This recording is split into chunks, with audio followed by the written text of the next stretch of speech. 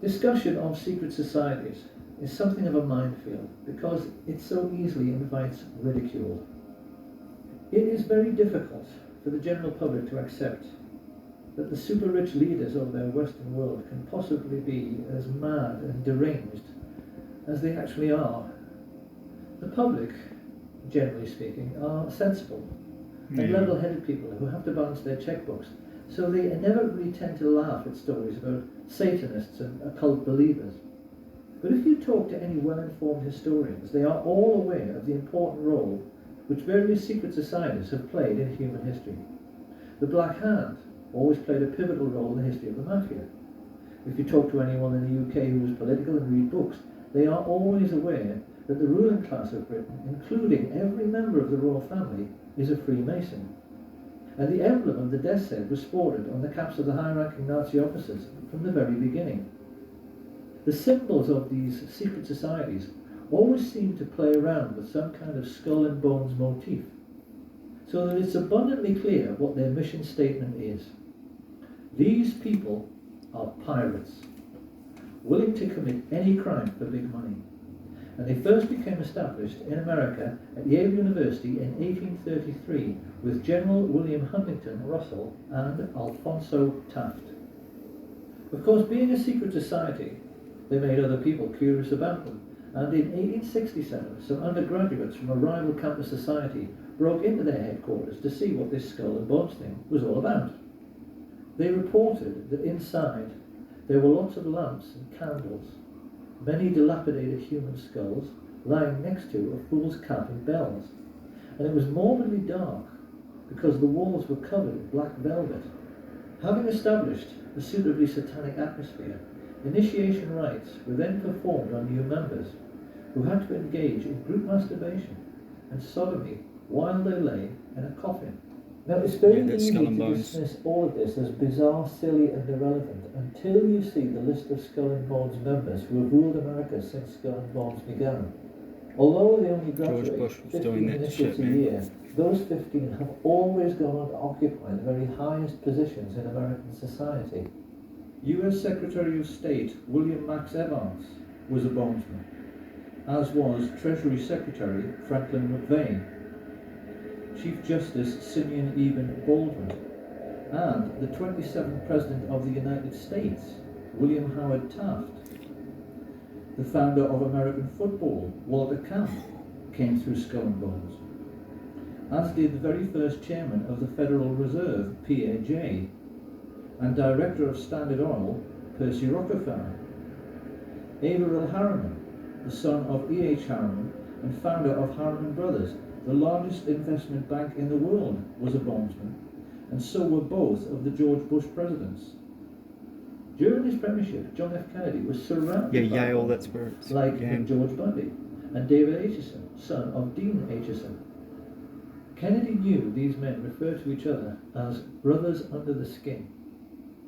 They swear an oath of secrecy and then ruthlessly vow to help each other's careers in any way they can throughout their lives, even if it means committing murder. In Britain, every literate person knows that all of the top police officers are Freemasons, because if there are 10 candidates for a top job, a Mason will always select a brother Mason for the post. Skull and Bones works the same way, and JFK took this problem so seriously that he even made speeches warning America about the danger of secret societies. The very word secrecy is repugnant in a free and open society, and we are, as a people, inherently and historically. He knew the people on this list were neither silly nor irrelevant, because he knew they were the real holders of power in America, operating as they were, as an unelected shadow government accountable to no one.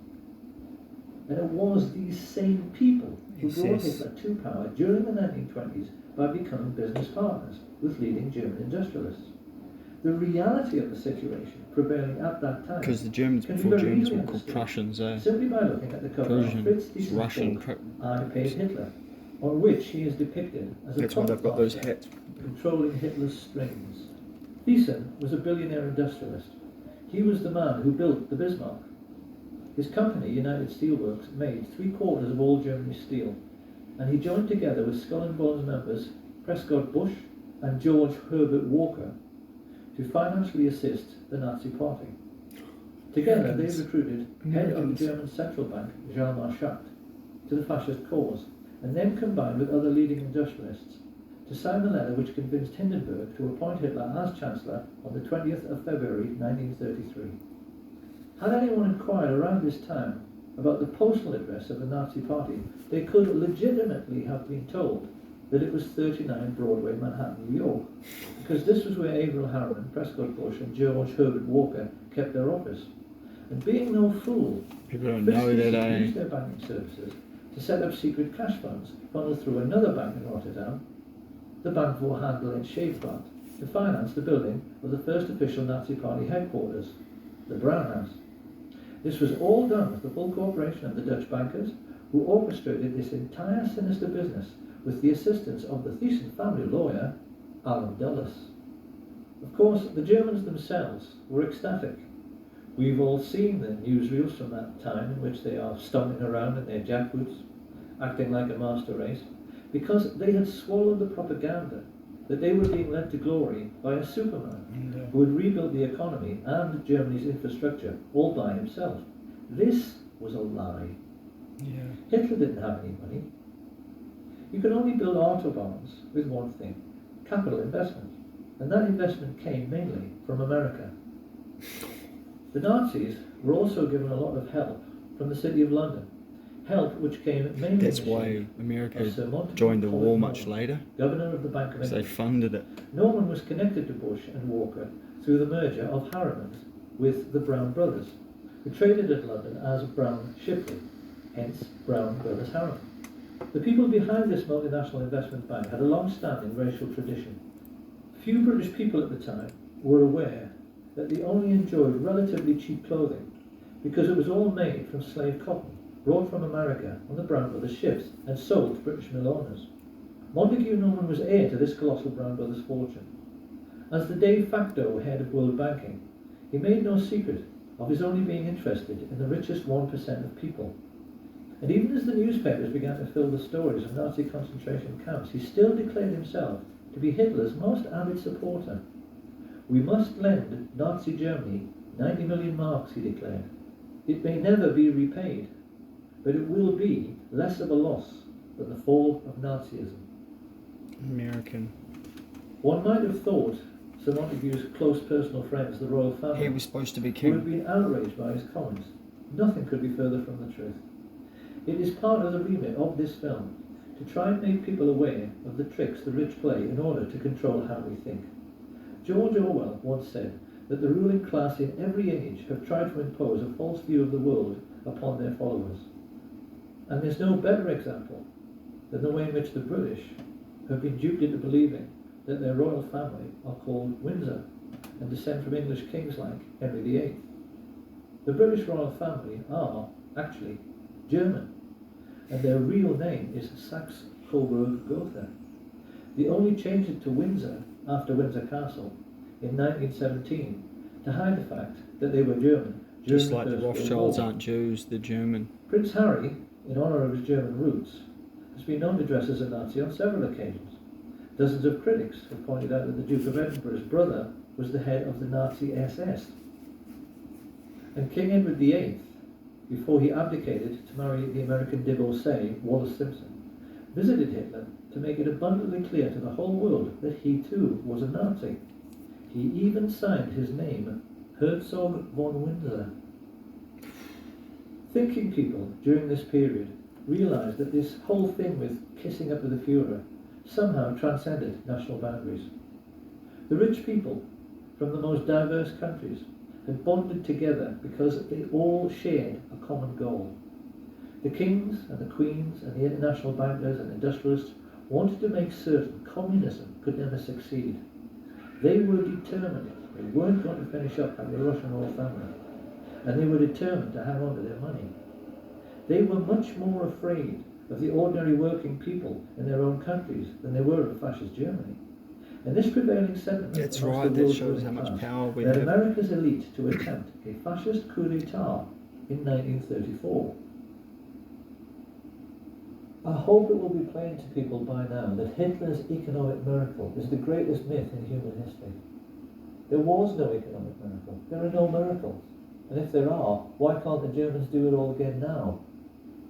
If you want to construct a network of new roads, new steelworks, and new factories, you need one thing: money.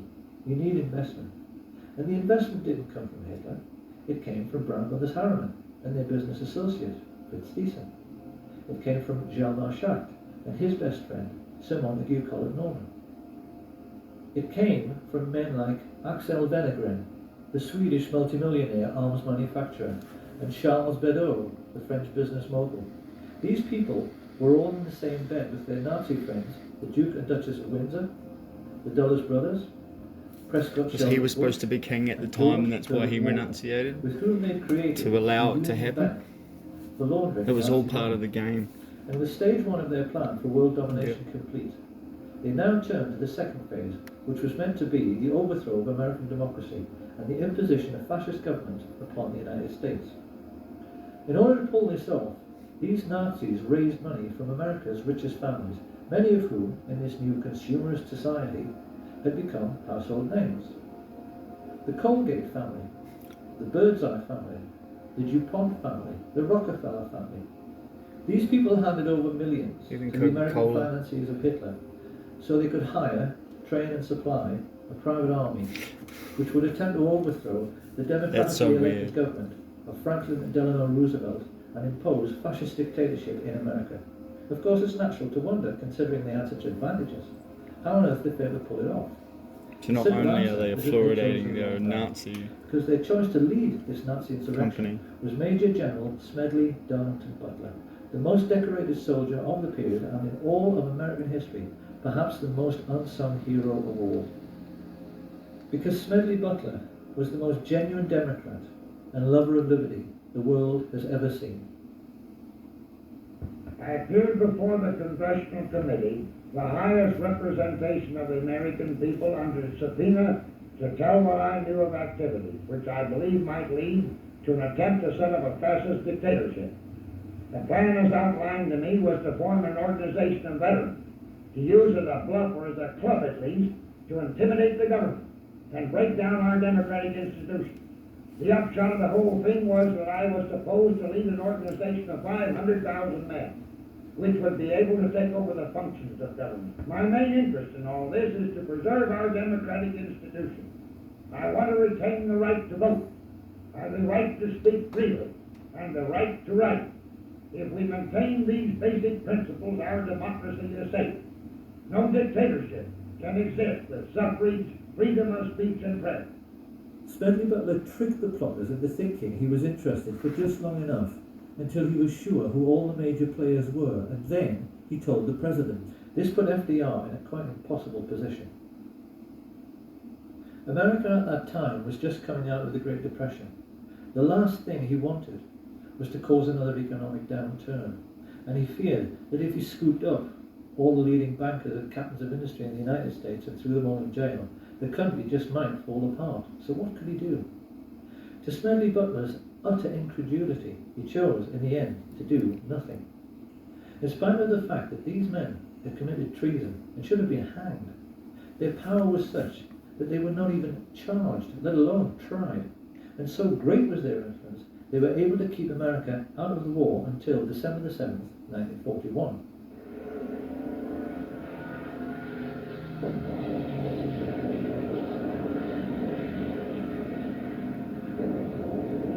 With the Japanese attack on Pearl Harbor, Roosevelt finally realized he had to do something. His response was the Trading with the Enemy Act, which allowed him to seize assets like the Union Bank, through which Bush, Walker and Harriman had been financing Thyssen. Roosevelt didn't realize, however, that it was already a case of too little, too late. Because without his knowledge, American business moguls had been tumbling over one another for 2 years in their efforts to assist and do business with the Hitler regime. Typical of this American spirit of enterprise was Sosthenes Ben, elephant in the living room, president of that AT&T, whole Nazi thing, who flew immediately to Berlin when war was declared to put in Hitler's phone lines. He gave the Nazis the most high-tech, state-of-the-art telecommunications system in the world at that time so that Hitler could rule the European mainland with the maximum efficiency. Rich men have been hiring thugs to do their dirty work, especially to frighten people, since human civilization began. What people have to try to appreciate is that Nazism, in reality, was simply the first time in human history that the rich had enough wealth to hire an entire country of thugs to do their dirty work. Some of the most emotive images in world history are those of the Nazi war machine swooping across the Low Countries to begin their occupation of France. And people have always assumed that the trucks used for the miles-long troop convoys must have been German trucks. But if anyone at that time had taken the trouble to lift up the cowling and look at the engine, they would have found these were actually Ford trucks, which had been built with personal permission from Henry Ford, who was sitting in his office 4,000 miles away in Dearborn, Michigan, a service for which he was given the Grand Cross of the Eagle, the highest honour the Nazis ever bestowed on a civilian. Ford sued the U.S. Army, the U.S. government in the 50s because during the war the U.S. Air Force bombed their tank making facilities in Germany. And this is true. And what was it, like 52 or something? They sued the U.S. government for destroying their factories, and they won. They won the lawsuit. So I had to write a little song for Henry here.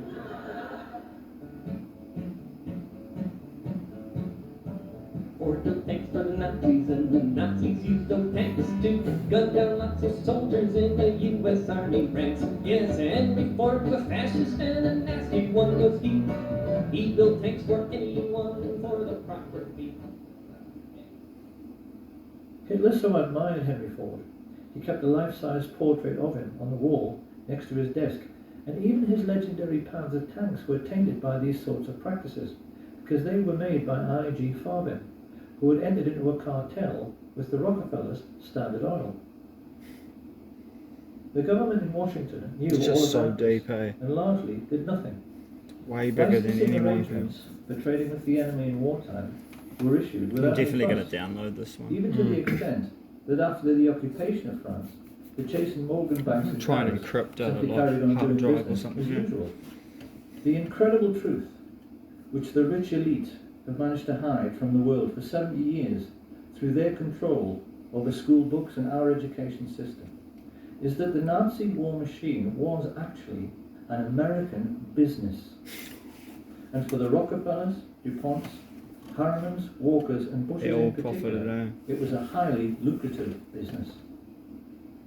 For their part, Coca-Cola's contribution to the war effort was to sell billions of soft drinks to the thirsty Nazis, while they were strafing and bombing Allied soldiers, particularly in very hot regions. In the desert, where refrigerators tend to That's be when it scarce, probably actually there were had coke even in it stories too. of Messerschmitt pilots wrapping wet towels around bottles of Coke, tying them to their aircraft, then flying up to altitude, where the cold and the wind chill turned the wet towel into a solid block of ice. They would then dive down, crack open the towel, and enjoy an ice-cold Coke in the desert. If they had wanted to, the Western multinationals could have grounded the Luftwaffe and stopped the war at any time, because the German aircraft were totally dependent on imported supplies of tetraethyl lead, an additive which prevents knocking in aero engines. But Standard Oil kept the supply of this vital resource going through The neutral Rothschilds. Switzerland the Jews. entire war. And any Dutch people who might be wondering at this point what kind of percentage the Swiss took from this little arrangement, they need to be aware that thanks to Prince Bernhard von Lippe of the Netherlands, the father of the recently retired Queen Beatrix and prominent member of the Nazi Party, Royal Dutch Shell gave Hitler millions of tons of crude oil for nothing. The Dutch royal family actually fueled the invasion force which annexed Holland and were instrumental in helping the Nazis to rape their own country. But most shocking of all is the Poland. truth of what really happened in the little Polish town of Yeah. Oswiecim. This is where it This gets interesting. sleepy This is little what the hamlet Polish was. just happened to be in an extremely mineral-rich region, particularly for coal, which Western industrialists had wanted to get their hands on for years. That's With the why they coming of went the to Hitler Polish. regime and the invasion of Poland, the fascist